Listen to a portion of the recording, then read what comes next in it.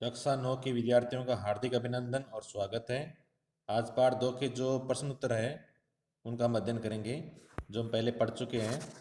ध्यान देंगे कि एक स्थलीय भाग जो 3 ओर से जो है समुद्र से घिरा हो, तो उसको हम क्या कहेंगे? उसको हम कहेंगे प्रायद्वीप। देखो, जैसे भारत है, इधर अरब सागर है, इधर बंगाल की खाड़ी है, नीचे की साइड में हिंद महासागर है। तो 3 ओर से जब भारत घिरा हुआ है जल से, तो उसे हम प्रायद्वीप कहते हैं। ठीक है। तट क्या होते हैं? तट जो होते हैं, किनारे वाले जो भाग जो होते हैं, उन्हें हम तट कहते हैं समुद्र के। द्वीप किसे कहते हैं? कि चारों तरफ से जल से घिरा जो भाग जो होता है वो द्वीप कहलाता है। तो ये ना तो तट है ना द्वीप है, 3 ओर से घिरे हुए भाग को हम क्या कहेंगे? प्रायद्वीप कहेंगे।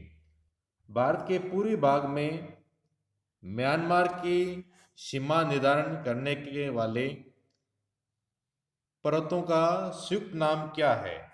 तो इसका नाम होगा आपके पूर्वांचल। क्या नाम होगा? पूर्वांचल। तो पूर्वांचल हमारा इसके अंदर उत्तर सही होगा। अगला प्रश्न जो है, ध्यान दीजिए। गोवा के दक्षिण से में स्थित पश्चिम जो तटीय पट्टी जो है उसको क्या कहते हैं? तो गोवा के अंदर जो पश्चिम तटीय पट्टी जो है उसको हम कहते हैं कन्नड़ कहते हैं। ठीक है। तो ध्यान देंगे यहाँ पर। तो गोवा के पश्चिम तटीय जो पट्टी जो है उसको हम कहेंगे कन्नड़। ध्यान दीजिए, ये वाला जो भाग जो है, ये वाला भाग कोंकण है। कोंकण बाद में आएगा कन्नड़, और कन्नड़ के बाद में आता है मालाबार तट। तो ये वाला जो भाग जो है, गोवा के नीचे वाला जो है, उसे हम क्या कहते हैं? कन्नड़ कहते हैं। पूर्वी घाट का सर्वोच्च शिखर, ये पश्चिमी घाट है, इधर इधर पर पूर्वी घाट है। तो इसका जो सबसे ऊंचा जो शिखर जो है उसका क्या नाम है?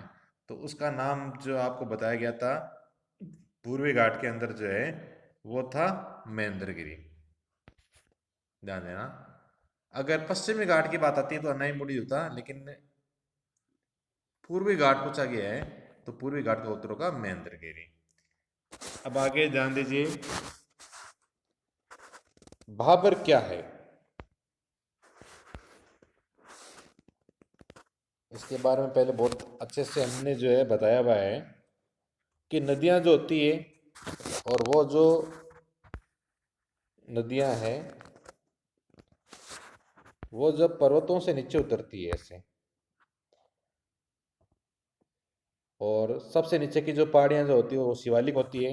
तो शिवालिक की जो ढाल है, यानी ये वाला नीचे वाला जो भाग है, शिवालिक पहाड़ियों के नीचे वाला जो भाग जो है, इस ढाल के अंदर जो है 8 से 16 किलोमीटर की चौड़ी, यानी यहाँ चौड़ाई के अंदर जो है गुट्टिका का निक्षेपण करती है। गुट्टी का निक्षेपण मतलब जो है कंकड़ पत्थर जो है ना, कंकड़ पत्थर, इन कंकड़ पत्थर जो है ये यहाँ पर बिछा दिए जाते हैं। ये जल के साथ में आते हैं पहाड़ों से, और इन्हीं को हम क्या कहते हैं? भाबर के नाम से जानते हैं। ठीक है। अगला प्रश्न जो है, हिमालय के 3 प्रमुख विभागों के नाम उत्तर से दक्षिणी क्रम लिखने हैं, यानी ऊपर से नीचे की तरफ जो है हमें हिमालय के 3 प्रमुख विभागों के नाम जो है वो लिखना पड़ेगा। ठीक है। तो इनके नाम हम कैसे बताएंगे? महान हिमालय सबसे ऊपर होगा, महान हिमालय।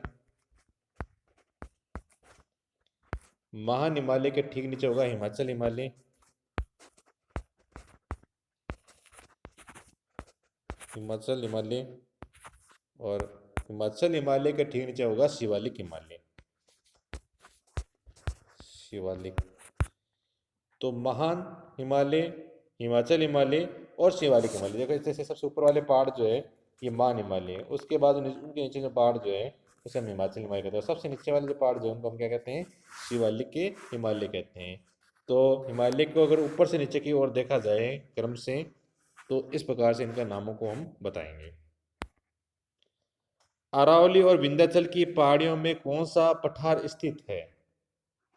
ठीक है। तो ध्यान देना, इधर जो है जैसे मान लीजिए इस प्रकार से यहाँ राजस्थान के अंदर अरावली पर्वत श्रृंखला आती है, और इधर जो है मध्य प्रदेश के अंदर विंध्याचल पर्वत श्रृंखला आती है। तो इनके मध्य में जो पठार स्थित है उस पठार को हम कहते हैं मालवा का पठार। तो इसका उत्तर होगा मालवा का पठार। समझ में आई बात? अरावली और विंध्याचल की जो पहाड़ियाँ हैं उनके मध्य में स्थित जो पठार है उसको हम कहते हैं, क्या कहते हैं? मालवा का पठार कहते हैं। भारत के उन द्वीपों के नाम बताइए जो प्रवाल भित्ति के हैं। प्रवाल भित्ति का मतलब मैंने बताया था आपको, जो छोटे छोटे सूक्ष्म जीवों के द्वारा जो है जिनका निर्माण होता है उन्हें हम प्रवाल भित्ति कहते हैं। तो उन द्वीपों का नाम बताना है कि वो द्वीप जो है वो कहाँ पर है। तो उत्तर होगा लक्षद्वीप। ठीक है, तो लक्षद्वीप जो है, इस द्वीप के अंदर जो है इस प्रकार के द्वीप पाए जाते हैं जहाँ पर जो है प्रवाल भित्ति जो है वो पाई जाती है। अब अगले प्रश्न की तरफ हम जाएंगे।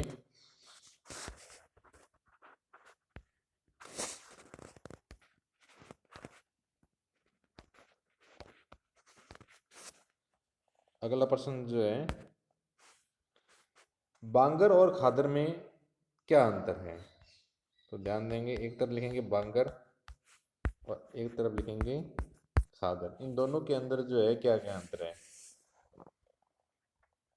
तो ध्यान दीजिए, बांगर जो होते हैं ये क्या होते हैं? नदियों के बाढ़ वाले जो मैदान हैं उनके ऊपर स्थित होते हैं तथा वेदिका जैसी आकृति प्रदर्शित करते हैं। इस भाग को जो है हम बांगर कहते हैं। इस प्रकार से ऊपर उठा हुआ जो भाग जो होता है ना, शुरुआत में क्या होता है, नदियों के द्वारा जल मिट्टी लाई जाती है, वो बिछा दी जाती है। धीरे धीरे मिट्टी का स्तर जो काफ़ी ऊपर हो जाता है। अब क्या होता है, ये नदियों के द्वारा जो मिट्टी लाई जा रही है वो इनके ऊपर बिछाई नहीं जा सकती, क्योंकि ये ऊपर ये की वेदिकाएँ जो होती है ना, थोड़ी भूमि जो होती है वो थोड़ी ऊपर हो जाती है। तो ऐसी भूमि जो होती है इसको हम क्या कहते हैं? बांगर कहते हैं। और इसकी मिट्टी जो होती है वो चुनेदार निक्षेप जो है वो पाए जाते हैं। अब दूसरी तरफ हम खादर देखेंगे, तो बाढ़ वाले मैदानों के नए तथा युवा निक्षेपों को खादर कहते हैं। यानी कि जब नदी के पानी आ रहा है और उसके साथ जो मिट्टी आ रही है और उसके द्वारा जो मिट्टी बिछाई जा रही है और अभी भी मिट्टी बिछाई जा रही है नई नई, तो उसे हम क्या कहेंगे? खादर कहते हैं।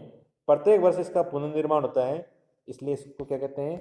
उपजाऊ भी कहते हैं। तथा गहन खेती के लिए आदर्श होते हैं और अच्छी खेती जो है इनके द्वारा जो है वो की जा सकती है। तो इस प्रकार बांगर और खादर के अंदर हमने ये अंतर देखे हैं।